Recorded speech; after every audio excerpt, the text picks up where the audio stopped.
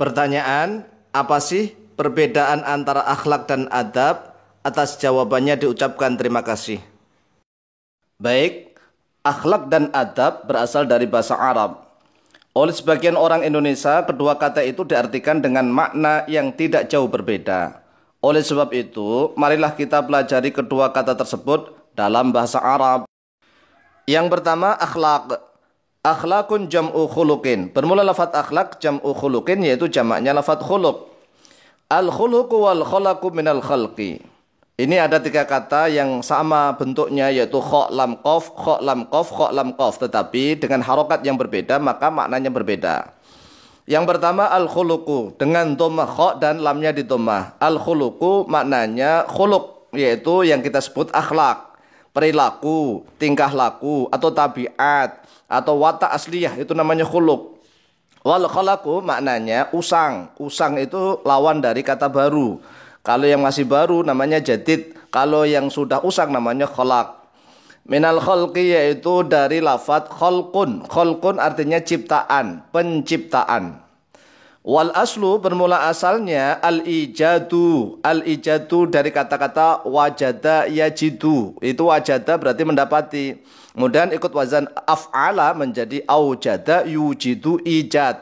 Berarti mendapatkan. Al-ijad itu mendapatkan sesuatu hal yang baru, yaitu artinya penciptaan. Al-ijad, al-ibda'. Al-ijadu at-tabi'iyu, yang bersifat tabiat, tabiat watak asli bawaan. Al-fitriyu yang bersifat fitrah kemanusiaan. Al-khalqiyu yang bersifat ciptaan.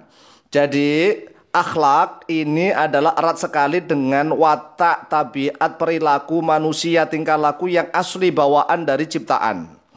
Kemudian yang kedua, lafadz adab. Adabun jam'u adabin. Bermula lafadz adab, jam'u adabin, yaitu jamaknya lafadz adab. Al-adabu minat ta'dibi. Bermula lafadz adab minat ta'dib, yaitu dari lafadz ta'dib. Ta'dib ini adalah sigat masdar dari adaba yu'adibu ta'diban. Wahwa at-tahdhibu. Wahwa bermula dia lafadz ta'dib, at-tahdhibu yaitu pendidikan.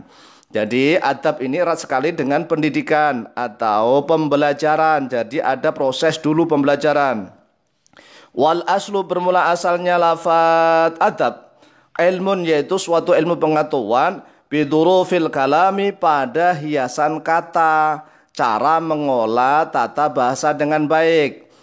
Fil sya'ri di dalam syair, wal nathri dan di dalam nathar atau prosa. Prosa adalah suatu karangan bebas yang tak bersajak.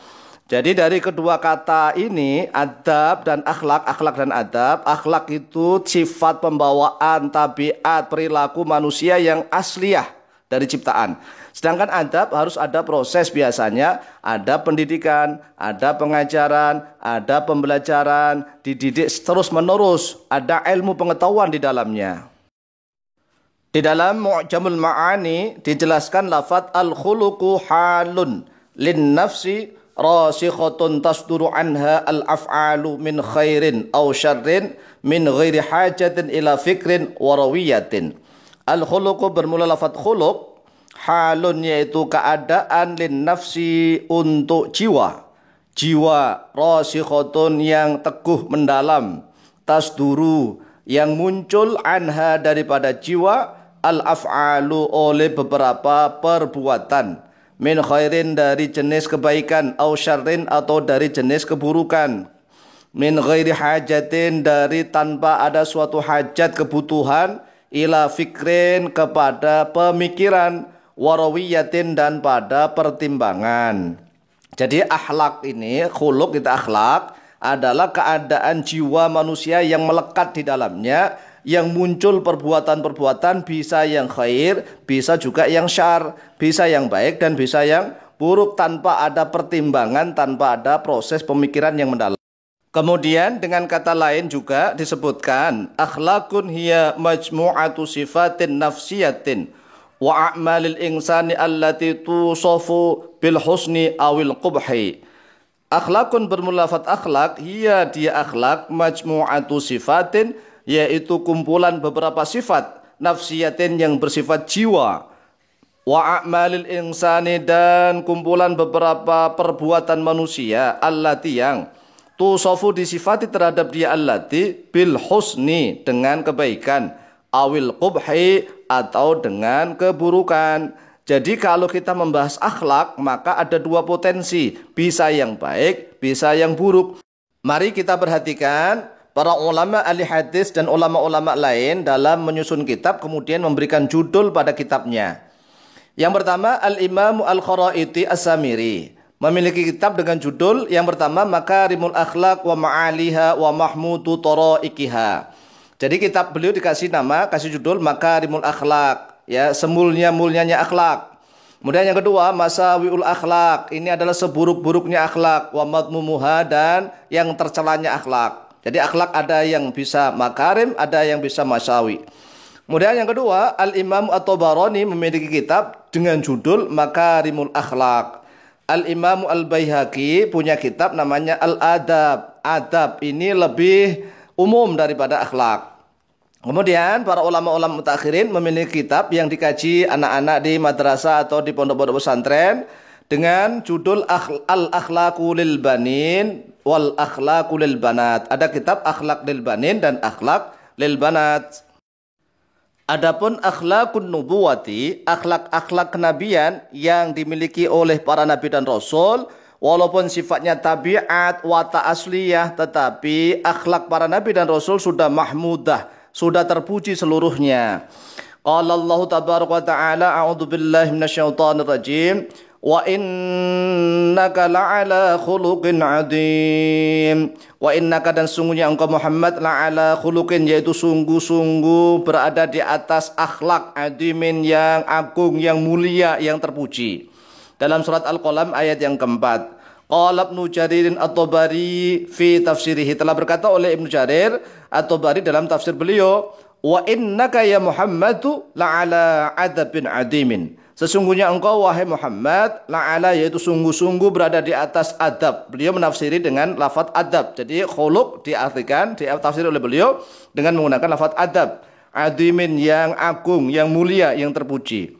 Wadzalika, bermula itu adabul Qur'ani, yaitu adab Al-Qur'an. Jadi Rasulullah sudah dididik oleh Allah dengan menggunakan adab Al-Qur'an.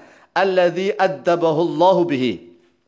Alladzi, yang adaba, telah mendidik hu kepadanya dia Nabi Muhammad, Allahu oleh Allah bihi dengan alladzi.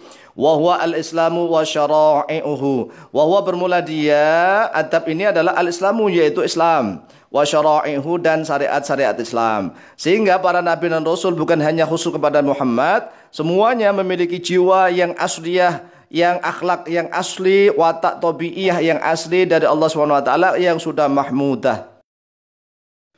Adapun akhlakun nasi siwal anbiya'i wal mursalin, akhlak-akhlak manusia selain para nabi dan para rasul, imma mahmudatun wa imma madmumatun, yaitu ada kalanya mahmudah, yang terpuji, wa imma madmumatun, dan ada kalanya akhlak-akhlaknya tercela.